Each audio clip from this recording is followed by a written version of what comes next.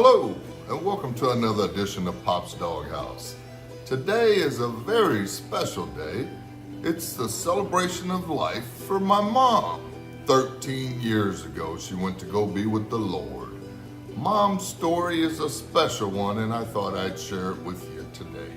Now, I've got a lot of beautiful pictures of her when she was younger, and as she got older, and of course, and then when she became my mom. Now, Mom's story is a pretty different type of story, I guess you could say. You know, she couldn't have any children of her own for whatever reason, but she was raising my dad's 5 children.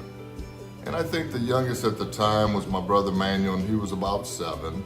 And then the oldest was one of the high school kids. I think a couple of them were in high school at that time. Now this is when I was born.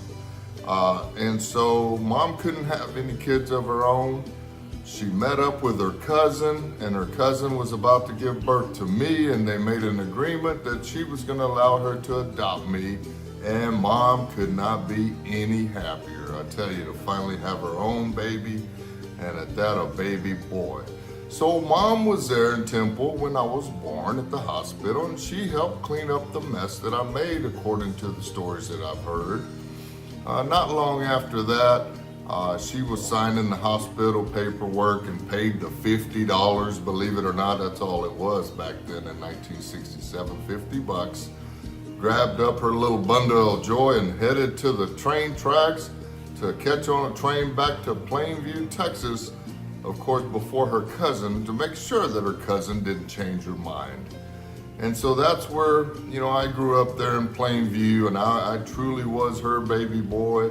I mean, she loved my brothers and sisters, and she raised them all, as I said. But for me and her, I mean, it was just a different deal, She had a different feeling for me, and she showed it all the time. And I've got a lot of pictures I'm gonna share with you today. Also some little clips of her when she was still with us, and even some of her celebration of life 13 years ago. Mom said, I don't want nobody crying at my funeral. I want it to be a festive day. I want mariachis.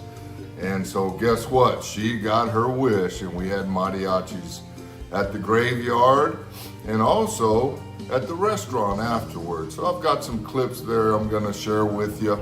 Mom was a big time loving person. I mean, she loved me, she loved my daughters.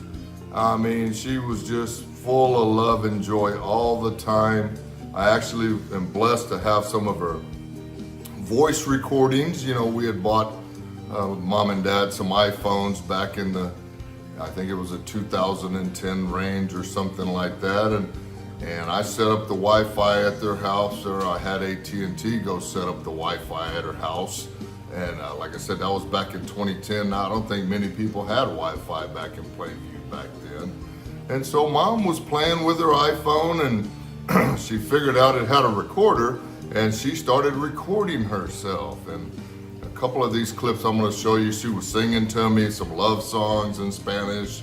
You know, one of them she's saying, hello, Tony, Tony, you know, just having a time with her iPhone. And then I guess a year or so later, we actually got them upgraded, and we were able to do FaceTimes.